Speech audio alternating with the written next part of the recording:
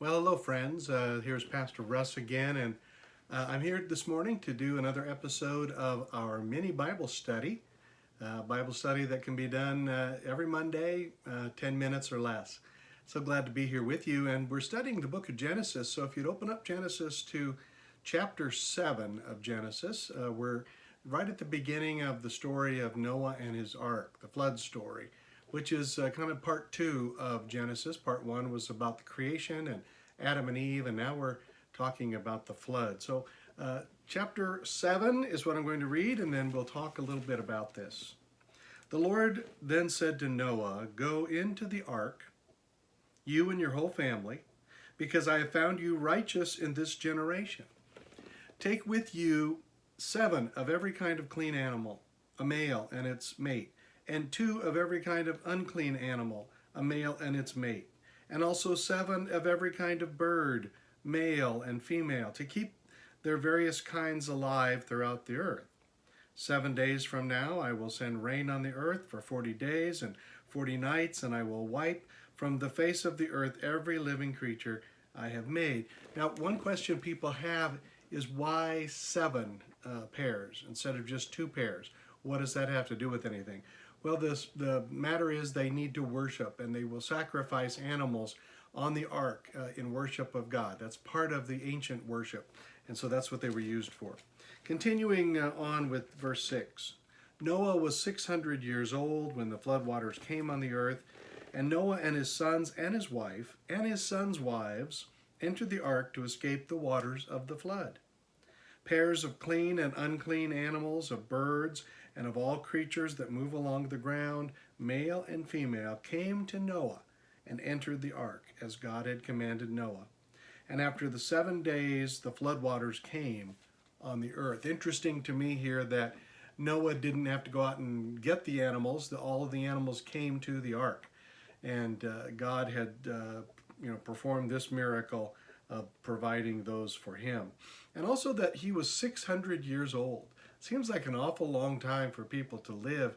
We did talk about this earlier in Genesis, and you might want to revisit a blog that I have on my website on Through the Fire Ministry. Just go to pastorruss.net, all one word, pastorruss.net, and look at the blog about the length of time that the people lived. In fact, by my calculations, Adam was still living when Noah's father was born, Lamech, and Lamech lived 56 years before Adam died. So kind of interesting to see the longevity of how long people lived. Continuing then on verse 13. On that very day, Noah and his sons, Shem, Ham, and Japheth, together with his wife and wives of his 3 sons, entered the ark. They had with them every wild animal according to its kind, all livestock according to their kinds, every creature that moves along the ground according to its kind, and every bird according to its kind, everything with wings. Pairs of all creatures that have the breath of life in them came to Noah and entered the ark. The animals were going in, male and female, of every living thing, as God had commanded Noah. Then the Lord shut him in. For 40 days the flood kept coming on the earth, and as the waters increased, they lifted the ark high above the earth. The waters rose and increased greatly on the earth, and the ark floated on the surface of the water.